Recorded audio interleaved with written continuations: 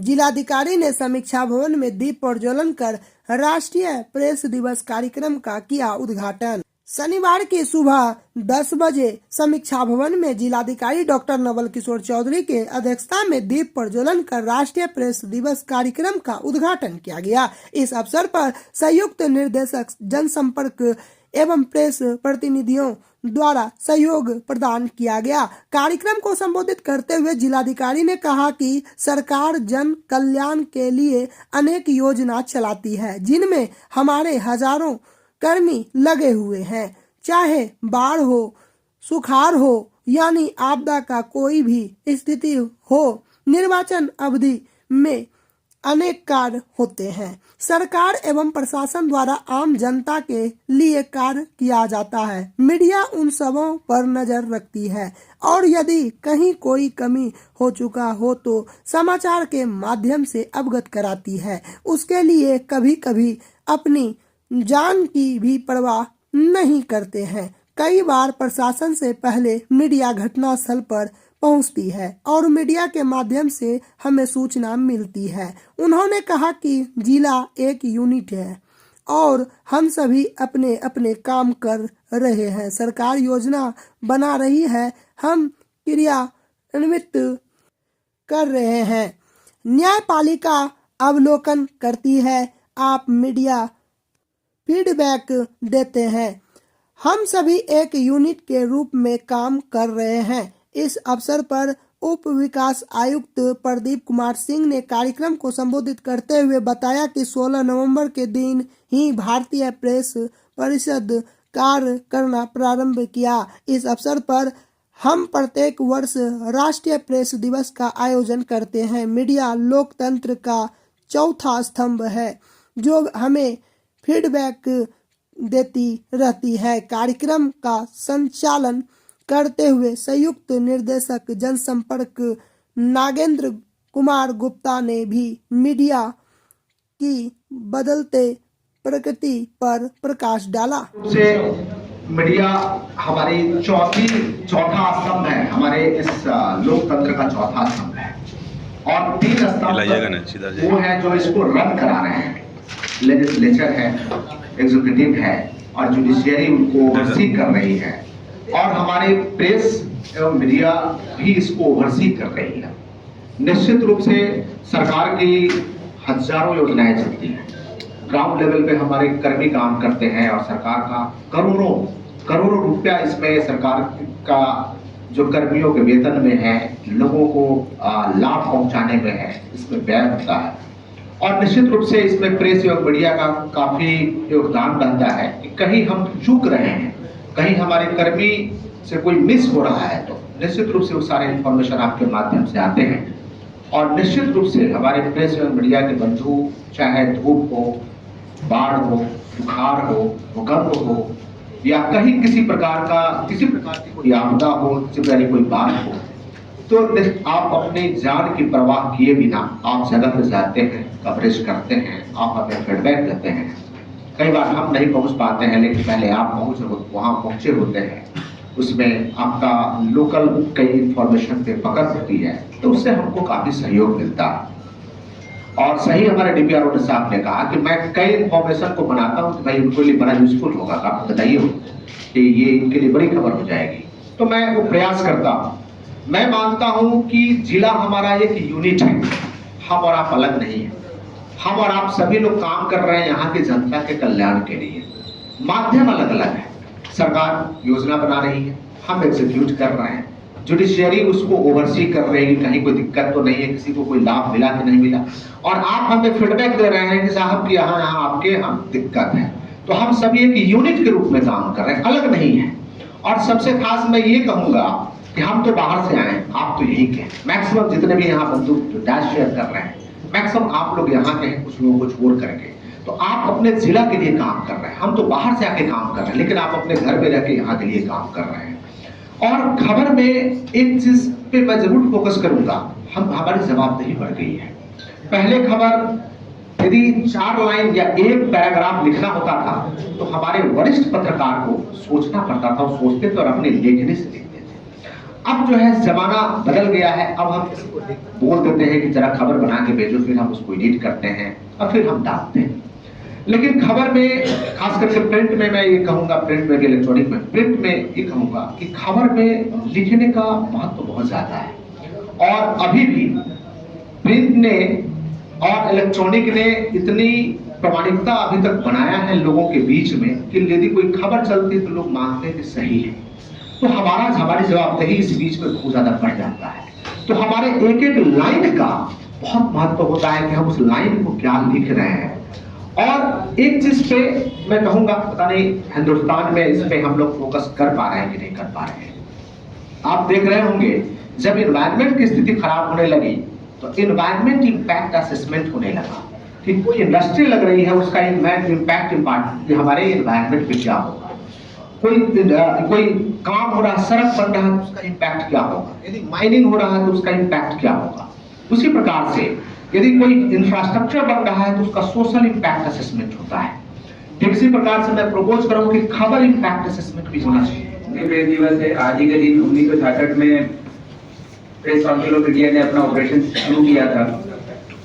क्योंकि DM sir का भी वक्तव्य होना है तो हम ज्यादा कुछ नहीं कहेंगे, लेकिन सबसे जो महत्वपूर्ण बात है वो ये है कि कोई यदि बड़ी चीज होती है, कोई बड़ी भूमिका होती है या बड़ा रोल होता है तो उसके साथ बड़ी रिस्पॉन्सिबिलिटी भी होती है।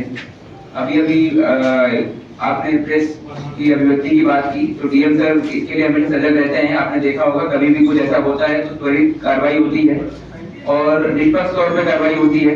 लेकिन आप लोगों से भी उम्मीद है कि क्योंकि जिला प्रशासन एक बहुत बड़ा अव्यय है सरकार का, और सरकार का जिला स्तर पर सबसे बड़ी इकाई है। ह्यूमन रिसोर्स का भी कई बार खर्च होता है या कई बार इतने ज्यादा रोल्स और रिस्पॉन्सिबिलिटीज डिवाइड है जिला प्रशासन के लिए कि कुछ कभी किसी एक्टिविटी में, किसी रिस्पॉन्सिबिलिटी को निभाते समय कुछ त्रुटियां जानते बूझते हुए कई बार होती हैं और कई बार अनइंटेंशनली होती हैं। अनइंटेंशनली जो होती हैं तो उस पर आपसे अनुरोध है कि पूरा जांच परख कर कोई भी यदि आप की संज्ञान में लाते हैं, पब्लिक के संज्ञान में लाते हैं, क्योंकि आपका माध्यम ऐसा है कि वो कई बार न्यूज बिल्कुल अनफिल्टर्ड जाता है। लोगों के पास जो न्यूज पहुंचता है, जो पढ़ते हैं उसको बहुत सत्यापित मानते हैं, लोग बहुत सत्य मानते हैं और उसकी सत्यता की जांच ज्यादा नहीं करते हैं। आपने कोई न्यूज यदि पब्लिश कर दी और यदि वो भ्रामक है या किसी रूप में गलत है तो उसका खंडन यदि हम करें भी तब भी हम उस व्यक्ति तक नहीं पहुंच पाएंगे जिस व्यक्ति तक वो गलत खबर पहुंच गई है। तो इसलिए बहुत बड़ी आपकी जिम्मेदारी है लोगों में, क्योंकि सरकार की इतनी जन कल्याणकारी योजनाएं हैं, हर विभाग की योजनाएं हैं, सरकार और प्रशासन हर व्यक्ति के हर जीवन के हर पहलू में किसी न किसी तरह से अपनी भूमिका निभाता है। कोविड के टाइम पे आप लोगों ने देखा होगा डीएम सर के नेतृत्व में आपके लिए हमेशा आज भी जैसे कार्यक्रम हो रहा है और अन्य उसमें भी सभी कार्यक्रमों में सभी प्रशासन की एक्टिविटीज में आपको आमंत्रित किया जाता है, क्योंकि सर का भी एक कंसर्न है। इसलिए हम सर के माध्यम से आपको बता रहे हैं कि इस रिस्पॉन्सिबिलिटी को थोड़ा सजगता के साथ निभाइए, अन्यथा तो प्रेस ने काफी अच्छा कार्य किया है और चौथा स्तंभ है लोकतंत्र का, तो उम्मीद करेगी कि चौथे स्तंभ के तौर पर हमेशा मजबूत रहेंगे। भागलपुर जिले में राष्ट्रीय लोक मोर्चा का हुआ विस्तार। भागलपुर जिले में राष्ट्रीय लोक मोर्चा पार्टी का विस्तार हुआ, जिसमें कई लोगों को पार्टी के विभिन्न पदों पर पार्टी के जिला अध्यक्ष सुमन कुमार परसुम के द्वारा प्रदेश सचिव सुमित कुमार के उपस्थिति में नियुक्ति पत्र प्रदान की गई।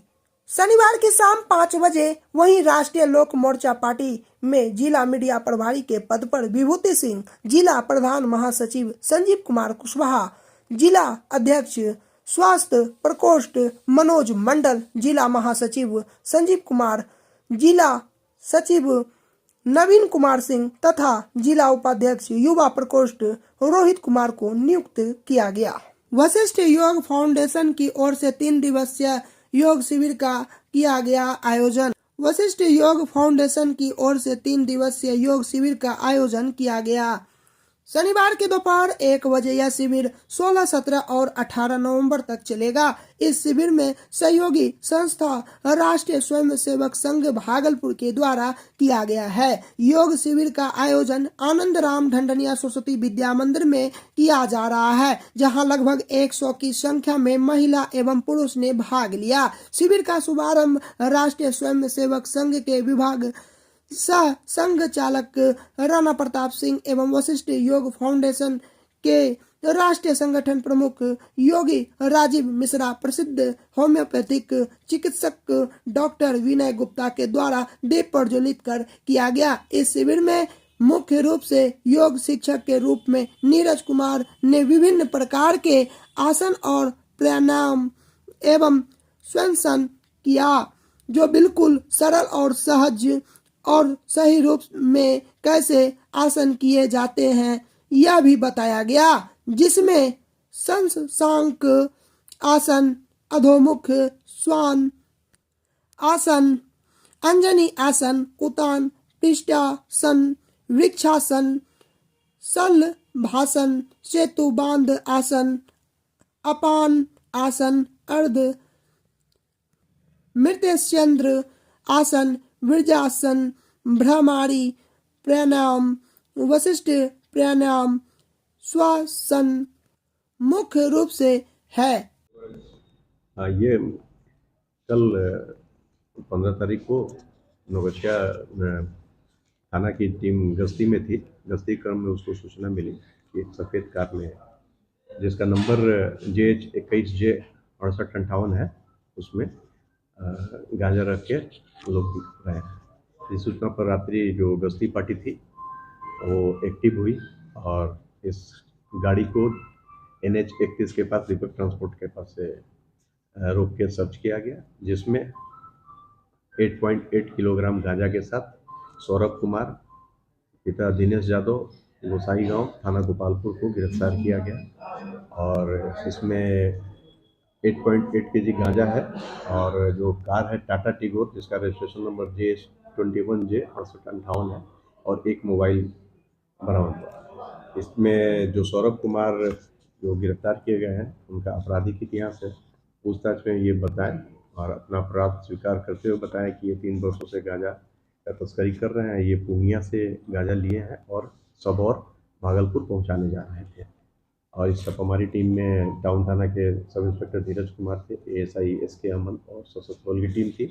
SP साहब के द्वारा इन लोगों को पुरस्कृत करने का घोषणा किया। आज पकड़ा ये लोग, इनके पास कितना मुसलमान था, कितना उनका बेटे का? ये इनका पूरा डिटेल पूछताछ चल रहा है और कुछ बातें हैं जो डिस्क्लोज नहीं करना है, जिससे दिक्कत। इसके सर और भी कोई साथी कभी बात हाँ, करिए? इन लोगों के साथी का नाम जानकारी हुआ है, वहाँ छापामारी चल रही है, इसलिए अभी डिस्क्लोज। 29/8/24 को संजय पोद्दार के द्वारा नगर थाने में एक प्राथमिकी दर्ज कराई गई थी 280/24, जिसमें उनके द्वारा सोनू कुमार के अगेंस्ट में जान मारने की नीयत से फायरिंग करने की बात बताई गई थी। और सोनू कुमार उसी समय से पुलिस काफ़ी तलाश कर रही थी, इसलिए कि सोनू कुमार पूर्व में भी कई बार जेल गए हैं। इनका आपराधिक इतिहास खंगाला जा रहा है, जैसे आपराधिक इतिहास मेंशन भी किया हुआ है। और उसी क्रम में सोनू कुमार कल गिरफ्तार किए गए हैं, जिनको आज न्यायिक हिरासत में भेजा गया।